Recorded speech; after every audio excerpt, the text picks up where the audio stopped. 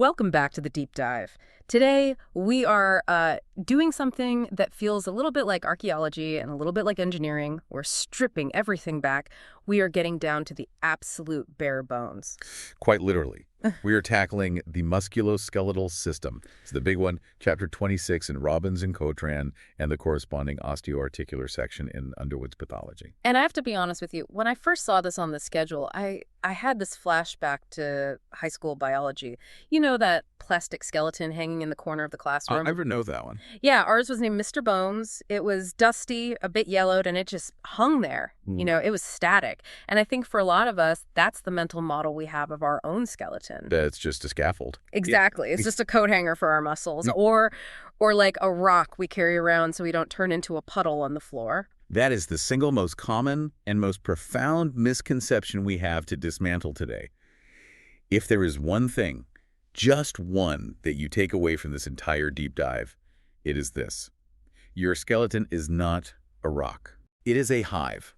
It is a bustling, chaotic, constantly changing city of cellular activity. Robbins threw a number at me that I had to read twice.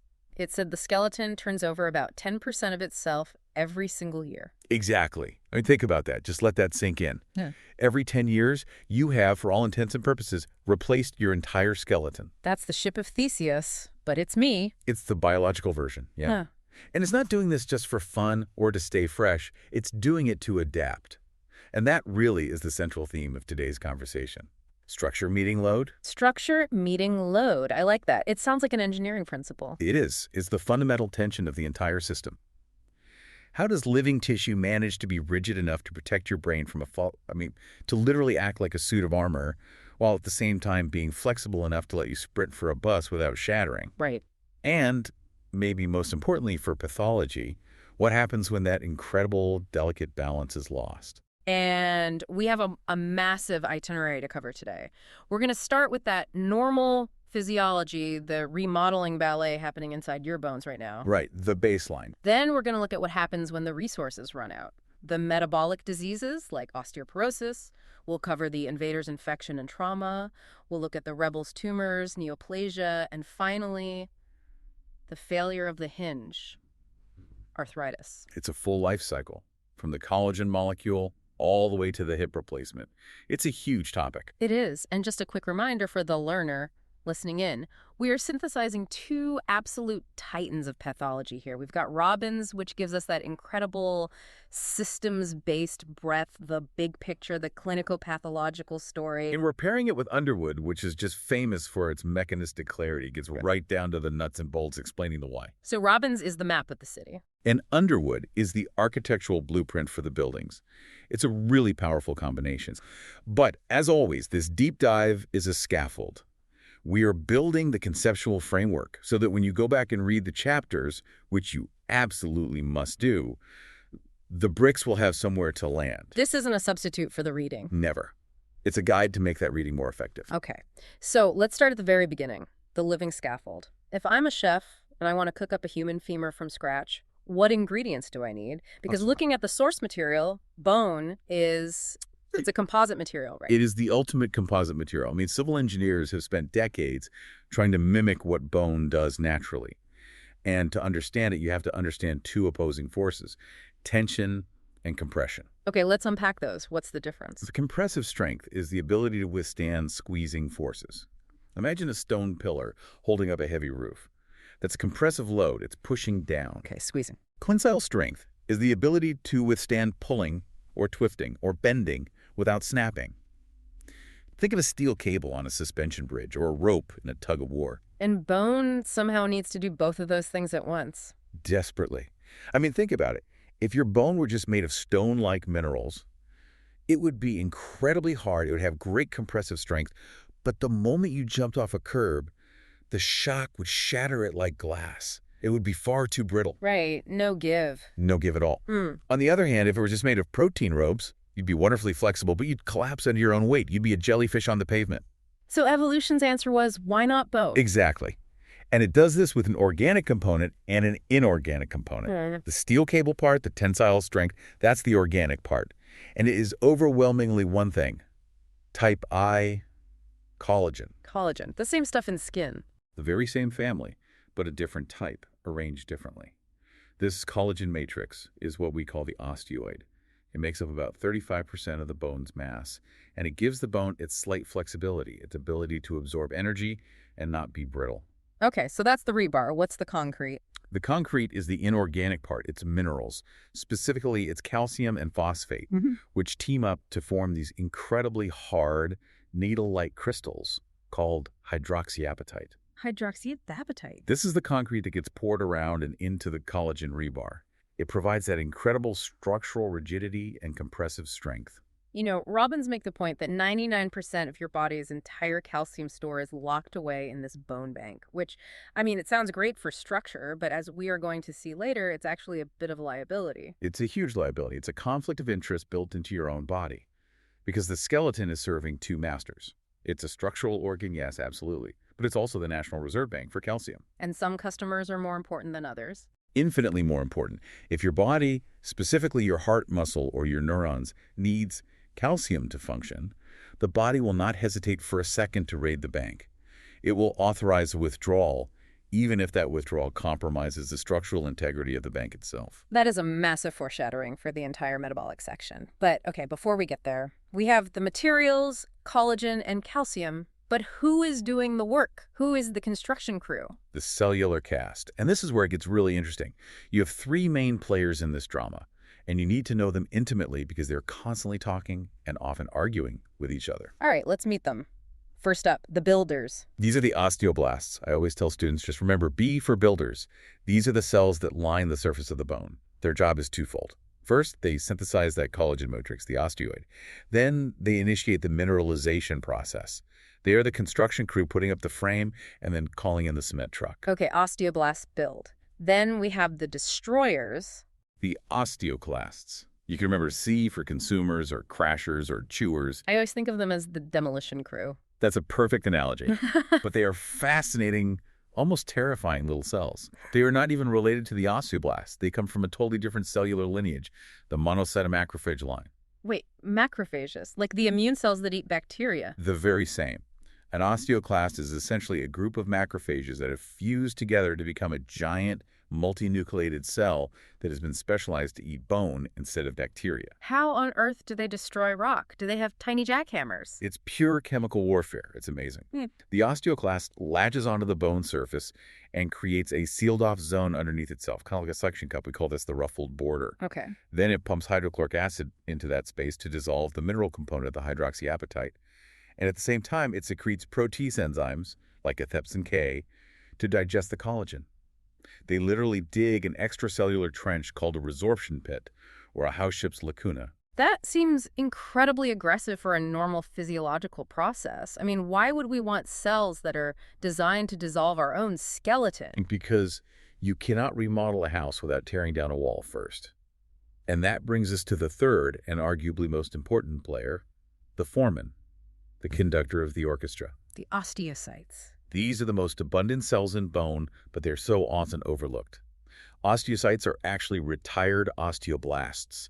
They're the builders who finished their job and then got trapped in the very concrete they were pouring. That sounds like a horror movie scenario, buried alive in the foundation. It does, doesn't it? They sit in these tiny little caves inside the mineralized bone called lacunae. But here is the incredible part. They aren't isolated.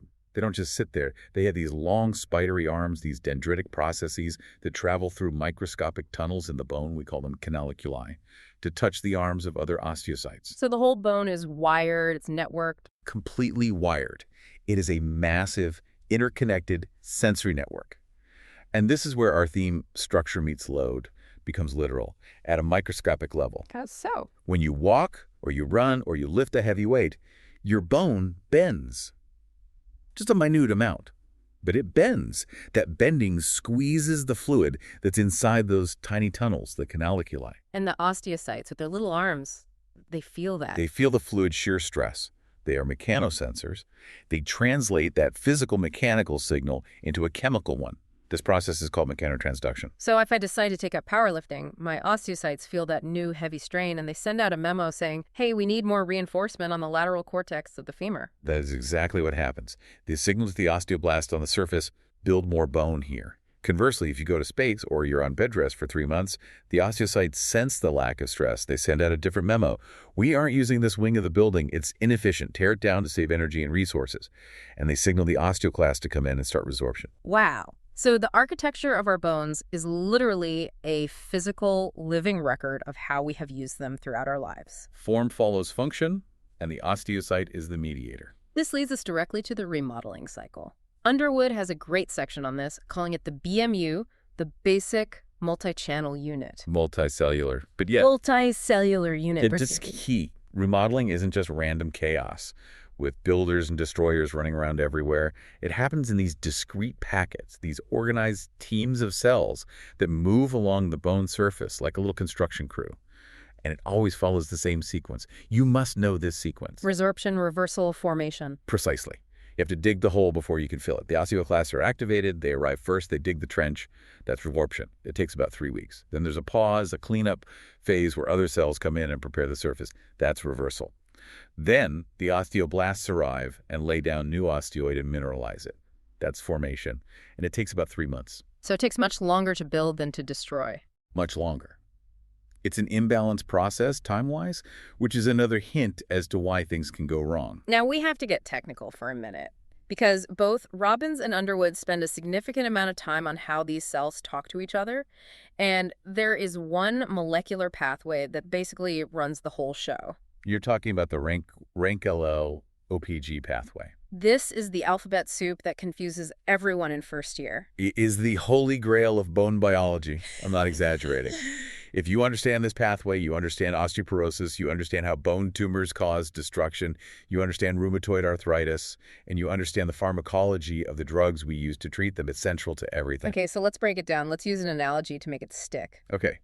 Let's imagine the osteoclast, the destroyer cell, is a high-performance sports car parked in a garage. It's got a powerful engine, but it needs a driver to get in and step on the gas to get it going. Right. The gas pedal on the surface of the osteoclast is a receptor called ANK. Okay, rank is the pedal on the destroyer car. Who has the key? Who pushes the pedal? The builder. The osteoblast. Wait, the builder holds the key to the destroyer? That seems completely counterintuitive. It is at first glance, but it's actually brilliant.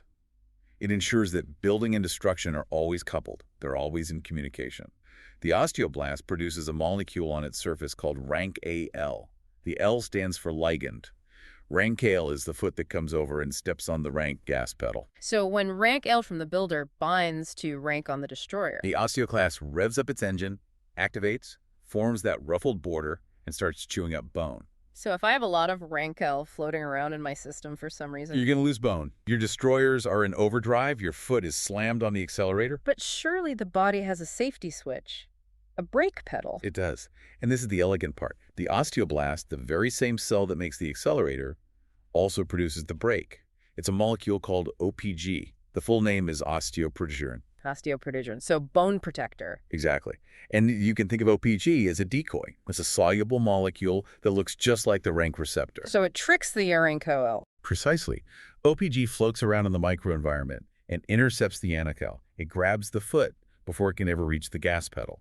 If OPG binds to RANKL, the signal never reaches the osteoclast. The car stays parked in the garage.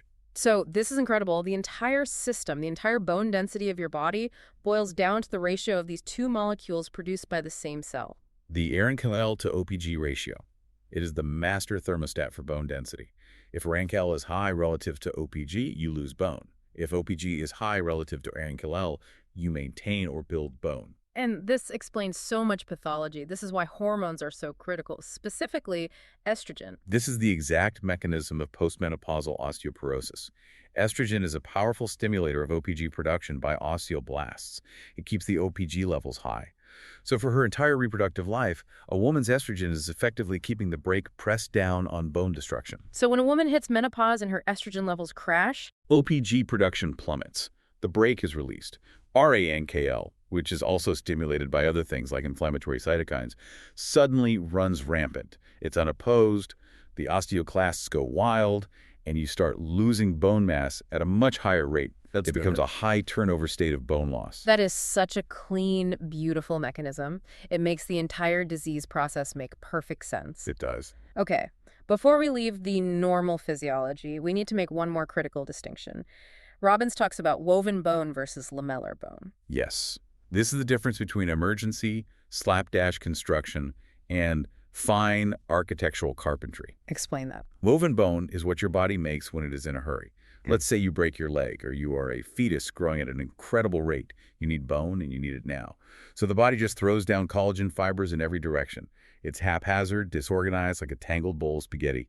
It's fast to make, but because it's disorganized, it's structurally weak. It's a patch job, a temporary fix. It is. Lamellar bone, on the other hand, is the finished product. The collagen is laid down in slow, parallel sheets, layer upon layer, like plywood or the rings of a tree.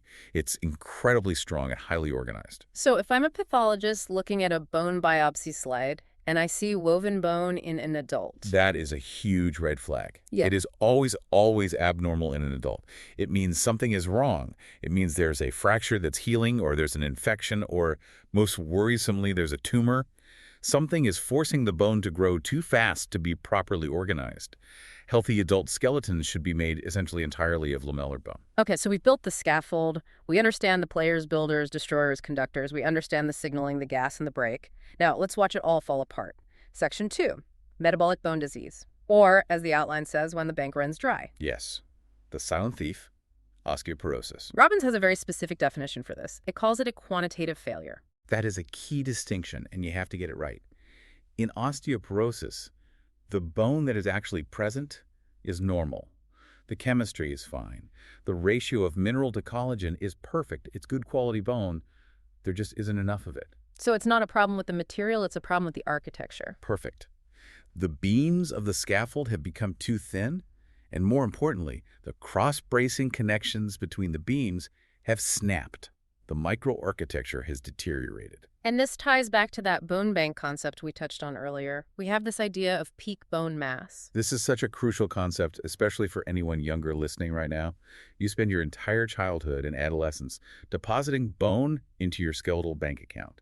You hit your peak bone mass in your late 20s or early 30s. That is the richest your skeleton will ever be. And after that? After that, the bank pretty much stops taking major deposits. You enter a maintenance phase, and then inevitably you begin a slow, steady withdrawal phase. Even in healthy aging, you lose about 0.7% of your bone mass every year, just because resorption starts to slightly outpace formation. So if you didn't save enough when you were young, if you had poor nutrition or you were sedentary or certain genetic factors weren't in your favor. You start with a smaller principle, you run out of funds sooner. That's why childhood nutrition and physical activity are so critical. They determine the size of your initial deposit, which dictates your fracture risk 50 years later. We talked about postmenopausal osteoporosis and the OPG drop. That accelerates the withdrawal dramatically. But Robbins mentions that this specific type of osteoporosis targets a certain part of the bone structure first. Yes, it preferentially targets trabecular bone. That's the spongy, honeycomb-like bone on the inside of bones, especially in the vertebrae and the ends of long bones. It has a much higher surface area than the dense cortical bone on the outside, so it's more metabolically active and more susceptible to that high turnover state. And this explains the classic clinical presentation. It does. The classic presentation is vertebral crush fractures. The vertebrae are essentially hollow boxes full of this spongy bone. As the trabeculae dissolve and disappear, the box just can't support the body's weight anymore, and it collapses. Leading to that slow loss of height and the forward curvature of the spine, the kyphosis or the dowager's hump. Exactly. It's a slow, progressive structural collapse. Now, you should contrast that with what we call senile osteoporosis. This is the one that affects everyone eventually, right? Men and women. Yes, this is the age-related bone loss, usually kicking in over the age of 70. And the mechanism is different. It's not about the osteoclast going wild in a high turnover state. It's about the osteoblasts getting lazy. It's a low turnover state. The builders just get tired and slow down. Their metabolic engine slows down. The stem cells in the marrow that become osteoblasts just don't replicate as well. They don't synthesize as much matrix. They just can't keep up with the normal slow rate of wear and tear. Okay, so osteoporosis is not enough bone. Now let's talk about the qualitative failure. Rickets and osteomalacia. Right. In these diseases, the scaffold is there. The osteoblasts are building the collagen matrix just fine. The problem is the concrete never sets. You have soft bones. And this is almost always a problem with vitamin D. Vitamin D is the gatekeeper for calcium. You can eat all the calcium in the world, but without adequate vitamin D, your gut simply cannot absorb it effectively. If you don't absorb calcium, your blood calcium levels drop, and if there's no calcium, you can't make hydroxyapatite crystals. So the osteoblasts build the beautiful collagen frame. But it stays soft. It's just unmineralized osteoid. In children whose bones are actively growing at the growth plates, this is a disaster. This is rickets. The growth plates are soft and weak, so the weight of the child's own body deforms them. Which is where you get the classic bowed legs. Bowing of the legs, you get a rachitic rosary, where the costochondral junctions on the ribs bulge out. You get bossing of the skull, where the forehead bulges out because the soft bone can't hold its proper shape. And in adults whose growth plates have closed, it's called osteomalacia. Right. Adults don't get the bowing deformities because their bones aren't growing. But their skeleton is weak. They get diffuse, vague bone pain and are at high risk for fractures. And they get these fascinating radiological findings called Looser's zones. Looser's zones, that sounds like something from a sci-fi movie. It does. They're essentially stress fractures that can't heal properly. The x-ray shows a fracture line, but there's no hard callus. The gap is just filled with this soft, unmineralized mush. Wow. Okay, now let's take this to the kidney. Renal osteodystrophy. The outline calls this a perfect storm for the skeleton. It is the perfect storm. Chronic kidney disease, or CKD, attacks the bone on every conceivable front. It's a beautiful and terrible example of systems pathology, how the failure of one organ can cause a cascading failure in another. Let's walk through the steps. The kidneys are failing. What happens first? Okay, step 1. Your kidney is the primary site where inactive vitamin D is converted to its active form. So a failing kidney means you can't activate vitamin D. No active vitamin D means you can't absorb calcium. So you get osteomalacia, the soft bones we just talked about. Okay, that's hit number 1. What's step 2? Step 2. Your kidney is responsible for filtering phosphate out of the blood. A failing kidney means phosphate levels build up in the blood hyperphosphatemia. This excess phosphate binds to the free calcium in your blood, pulling it out of circulation, so now your effective calcium levels drop even further.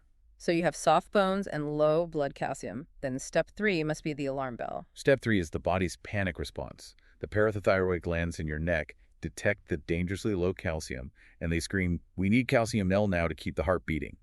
They pump out massive amounts of PTH, parathyroid hormone. This is called secondary hyperparathyroidism. And PTH goes straight to the bone. And it tells the osteoblasts to crank up ARIANKL production. The signal is, burn the furniture. We need to keep the house warm.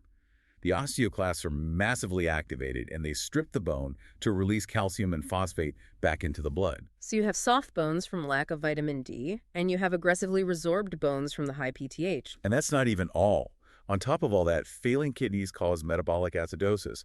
The blood becomes acidic, and acid literally dissolves bone mineral directly.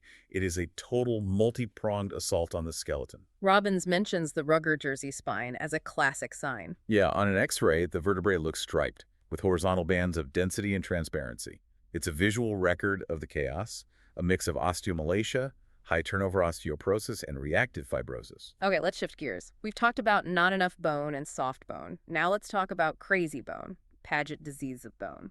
Also known as osteitis deformans. This is one of the most fascinating conditions in all of bone pathology. It's best described as a collision of chaotic remodeling. So it's not just losing bone and it's not just building bone, it's doing both badly at the same time and in the same place. In a state of pure anarchy. It happens in 3 distinct phases.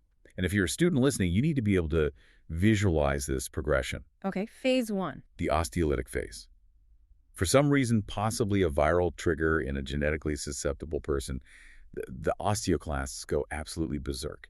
They become huge, monstrous, multinucleated cells. Some can have up to 100 nuclei. And they just start digging tunnels and trenches through the bone wildly. Manic, uncontrolled demolition. Exactly. Then comes phase 2. The mixed lytic and blastic phase. The osteoblasts in the area wake up, see the destruction, and try to catch up. They start throwing down new bone frantically to fill in all the holes. But they're working way too fast. They can't make proper lamellar bone. They were just laying down messy, weak woven bone. And phase 3? The osteosclerotic phase. Eventually, the cellular activity just burns out. You are left with this thick, heavy, enlarged, and deformed bone. But because it's made of that chaotic woven bone, it's structurally weak and prone to fracture. It's like a wall that's been built out of rubble and loose cement instead of properly laid bricks. Robbins uses the term mosaic pattern to describe the histology. That is the absolute hallmark. Under the microscope, the cement lines, which are the boundaries between old packets of bone and new packets of bone, are not smooth and parallel. They're jagged and fit together like a jigsaw puzzle or a mosaic tile floor. It is a beautiful microscopic map of the underlying chaos. And clinically, this leads to some really strange and specific symptoms, like the famous hat size anecdote. Yes, the lion face, or the patient who comes in complaining that their hat doesn't fit anymore, that's because the skull is one of the most common sites, and it physically thickens and enlarges. And the warmth over the affected bone. This is wild. That mixed phase is so metabolically active, the bone requires a massive increase in blood flow. It becomes hypervascular. You can actually feel heat radiating from the skin over a epigenetic shin bone. In severe polyostotic cases, the bone can act like a giant arteriovenous shunt and cause high-output heart failure. Wait, the bone can work the heart to death. The heart literally exhausts itself trying to pump enough blood through the frantically dizzy bone. It's an incredible example of how interconnected our systems are. That is amazing. Okay, let's move to section 4, trauma, infection, and death of bone, or breaks and bugs. Let's start with the most common thing, fractures. We've all seen a cast on someone's arm, but what is actually happening underneath it? Because Underwood breaks this down into a sequence of steps that acts almost like a time-lapse video of regeneration. It's a beautiful, well-orchestrated process of regeneration, not just repair. Step 1 is the hematoma.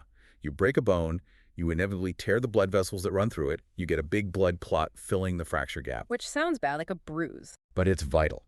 That clot is the initial scaffold.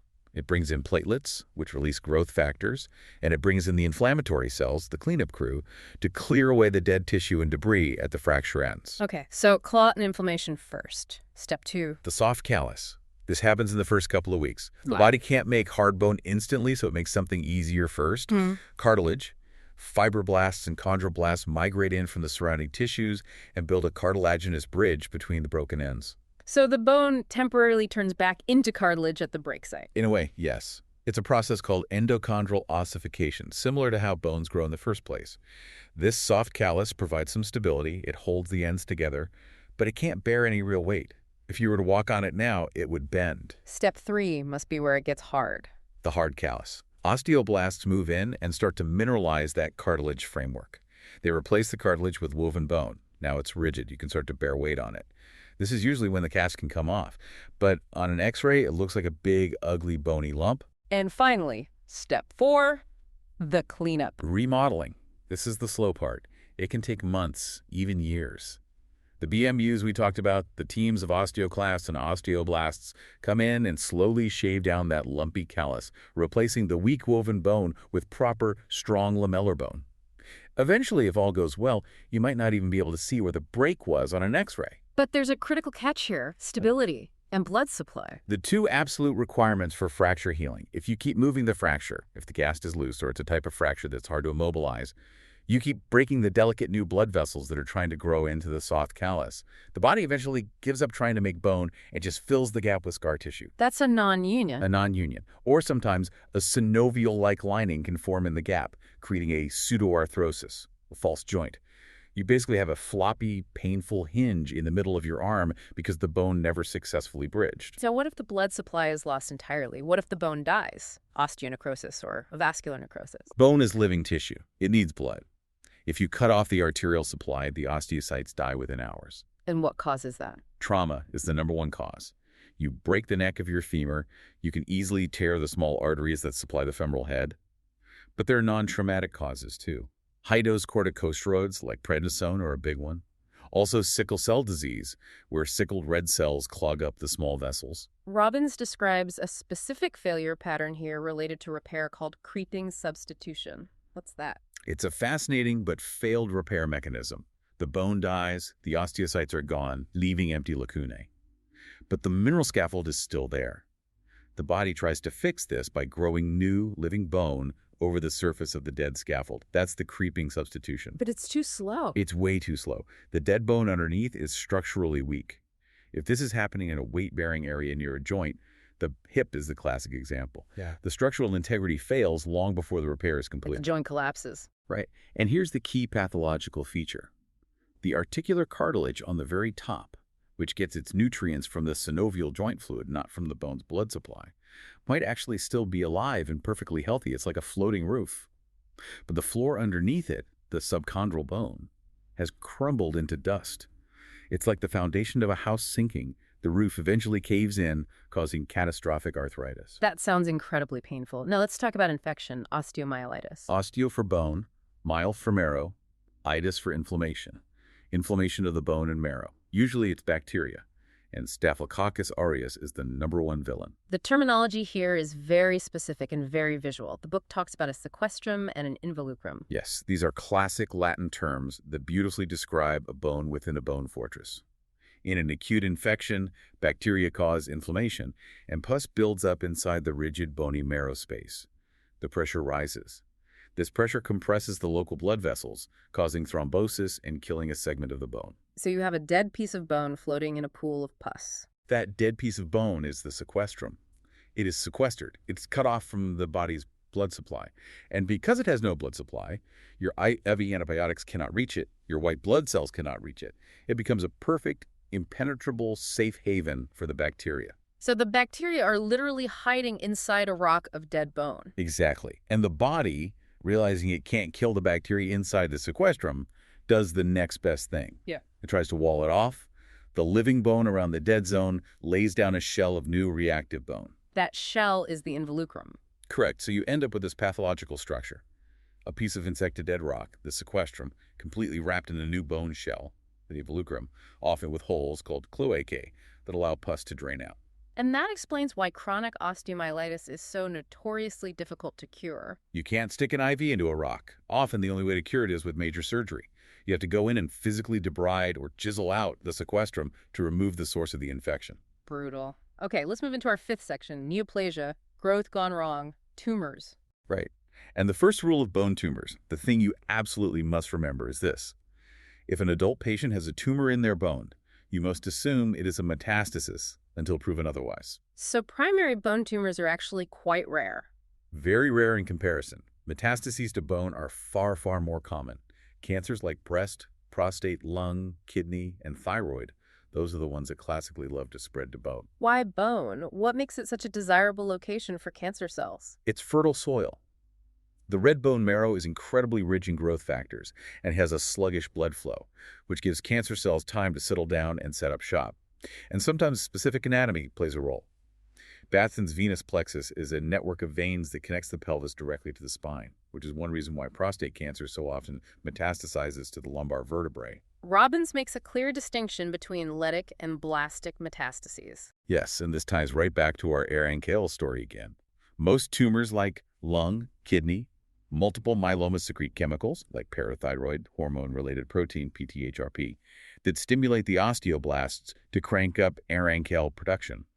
They trick the body's own osteoclasts into eating a hole in the bone so the tumor has room to grow. These are the lytic lesions. They look like punched-out holes on an X-ray. Exactly. But then you have prostate cancer. It's the big exception. Prostate cancer is the rebel. How so? Prostate cancer cells secrete factors that directly stimulate the osteoblasts to build new bone. So you get blastic or sclerotic metastases. On an X-ray, these look like dense, white, hard spots. Does that make the bone stronger, all that new bone? Absolutely not. It's chaotic, woven bone. It's brittle and disorganized. The bottom line is that both types of metastases, lytic and blastic, disrupt the normal architecture and dramatically increase the risk of pathologic fractures. Okay, let's touch on the primary tumors now. The big one is osteosarcoma. The most common primary malignant bone tumor, and it has a truly tragic demographic profile. It's a disease of teenagers. Over 75% of cases occur in people under the age of 20. Why? What's the connection to being young? Think about when your bones are growing the fastest. The adolescent growth spurt. The growth plates, or the metaphysis of the long bones, especially around the knee, are just exploding with cellular division. And every time a cell divides, there's a tiny risk of a typo, a mutation in the DNA. Exactly. Rapid cell proliferation equals a higher risk of mutation. That's why the classic location for an osteosarcoma is the metaphysis of the distal femur or proximal tibia, the area around the knee in a tall teenager. There is a second, smaller peak, though, isn't there? There is, in the elderly.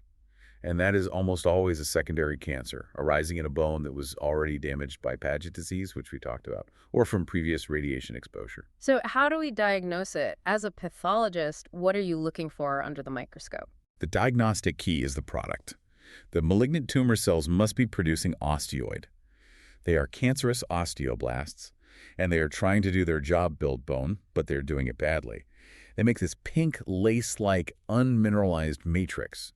If you see malignant spindle cells making osteoid, it is, by definition, an osteosarcoma. And on an X-ray, we often see the famous Codman triangle. A classic radiological sign of an aggressive process. The tumor grows so fast inside the bone that it bursts through the outer cortex and physically lifts up the periosteum, which is the tough, fibrous skin of the bone. It lifts it up like a tent flap. Yes, and the periosteum, which has osteoblasts in it, tries to defend itself by laying down a little reactive triangle of new bone in the corner where it's being lifted. That triangle is the Codman triangle. It's a sign that this thing is growing fast and breaking out. We should probably just briefly touch on soft tissue tumors here as well. Things like lipomas and schwannomas. It's a huge, complex zoo of tumors arising from fat, muscle, nerve, fibrous tissue. I think the main takeaway from Robbins for a learner is that unlike many other cancers you study, like breast or colon, the size of a soft tissue tumor isn't always the best predictor of how bad it is. It's all about the grade. The histologic grade. How ugly do the cells look under the microscope? How much do they resemble their normal parent tissue? How fast are they dividing? What's the mitotic count? And is there evidence of cell death necrosis? A small high-grade sarcoma is much more dangerous than a very large low-grade one. Okay, we are in the home stretch, section 6, the joints, or the failure of the hinge. And here we have to talk about the big two: osteoarthritis, OA, and rheumatoid arthritis, OA. They're constantly confused, but pathologically, they're worlds apart. Let's start with OA, the most common joint disease in the world, and everyone calls it wear and tear arthritis. I hate that term. I really do. Tell me why. Wear and tear implies it's a passive mechanical process, like a car tire rubbing on the road until the tread goes bald. But Robbins and Underwood both emphasize that OA is a biologically active disease process. It is a disease of failed repair. It's not just wearing out, it's trying to fix itself and failing. Exactly. The chondrocytes, the cartilage cells, they sense the abnormal mechanical stress, they get injured, and they try to respond. They proliferate, they secrete enzymes, they try to remodel the matrix, but eventually, for reasons we don't fully understand, the degradation outpaces the synthesis. The cartilage matrix breaks down faster than it can be replaced. Can you describe the progression we'd see on a joint surface? Sure. First, the smooth, glistening cartilage gets soft and loses its elasticity.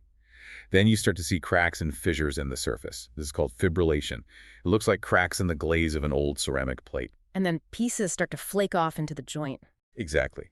Until eventually you have full thickness loss of cartilage and you are down to bone on bone. Yeah. And because the bone is grinding directly on the opposing bone, it gets polished over time. It becomes smooth and shiny like ivory. This is called eburnation. And the bone reacts to this instability by growing outwards, sideways. Yes. These are osteophytes or bone spurs. It's the body's misguided attempt to stabilize the wobbly, damaged joint by making the surface area wider. So to summarize OA, it's degenerative. You see osteophytes and eburnation. The pain gets worse with use, and the morning stiffness is short. Usually less than 30 minutes. Once you get moving and warm up the joint fluid, that gel phenomenon loosens up pretty quickly. Now let's contrast all of that with rheumatoid arthritis, RA. If OA is a failed repair job, RA is war. It is not degenerative. It is a chronic, systemic autoimmune disease. The body's own T cells are activated, and they orchestrate an attack on the joint. And the primary target isn't the cartilage, it's the synovium, the lining of the joint. Correct. The synovial lining becomes chronically inflamed, and it transforms. It proliferates into this thick, boggy, destructive mass that we call a pannus. The pannus, that sounds ominous. It is. It's a living, growing carpet of granulation tissue. It's full of inflammatory cells, fibroblasts, new blood vessels, and it literally crawls over the surface of the articular cartilage like a destructive slime mold. And it eats the cartilage. It releases enzymes, proteases, collagenases that digest the cartilage and even the bone underneath it. It destroys the joint from the outside in, causing erosions. And unlike OA, which tends to make a joint loose and wobbly, RA can eventually fuse the joint solid. The pannus can bridge the joint space, and over time it can turn into scar tissue or even bone. It's called ankylosis. The joint becomes a single, immovable block. And because RA is a systemic inflammatory disease, You feel sick, you can have fever, malaise, weight loss, rheumatoid nodules. The inflammation isn't just in your knee, it's in your blood.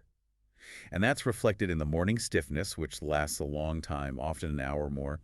It takes a long time for that inflamed joint to grease the gears. okay, finally, let's just briefly touch on the crystals. Gout, the disease of kings. Or the disease of meat, seafood, and beer. It's all about a waste product called uric acid. When levels get too high in the blood, it can crystallize out in the joints. And why does it have a famous preference for the big toe? It's about temperature and solubility. Uric acid is less soluble in colder temperatures. Your big toe is the coldest part of your body, being the furthest from your warm core. So as blood circulates through, the uric acid is most likely to precipitate out of solution and form crystals there. And these are needle-shaped crystals. Long, sharp physical needles. And the immune system sees these sharp needles in the joint. And it goes ballistic. Neutrophils swarm into the joint fluid to try and eat the crystals through phagocytosis. But they can't digest them. They're trying to eat microscopic rocks. So the neutrophils become frustrated, die, and burst, releasing all their powerful lysosomal enzymes directly into the joint space. It is a suicide bomb of acute inflammation. Which explains why a gout flare is so legendarily incredibly painful. I mean, people say even a bed sheet touching the toe is agony. It is essentially a chemical explosion happening inside the confined space of your joint capsule. It generates incredible pain and swelling. We have covered a massive amount of territory today. I mean, from the tiny RNKL molecule all the way to the fused joints of rheumatoid arthritis. It's been quite a journey through the scaffold. If we zoom all the way out, what is the synthesis here? Yeah. What is the one big idea that connects osteoporosis, fractures, osteoarthritis, and even Paget's? I think the recurring theme, the unifying principle, is that musculoskeletal disease is fundamentally a disease of failed adaptation. Explain that a little more. The whole system is designed to respond to its environment. Osteoporosis is a failure to maintain mass and adaptation to the hormonal and metabolic changes of aging. Osteoarthritis is a failure of the chondrocytes to successfully adapt to years of mechanical stress. A fracture non-union is a failure of the remodeling sequence to adapt to instability. Paget's is adaptation gone completely chaotic and anarchic. The skeleton is not a rock, it's a thermostat. And diseases happen when the thermostat breaks or gets the wrong signal. Exactly. We think of bones as these inert, static things, but they are constantly listening to us. Run more. Okay, we'll build. Sit on the couch more. Okay, we'll dismantle to save energy. So for the listener, the so what of all this is pretty direct. The so what is that understanding the mechanism dictates the treatment.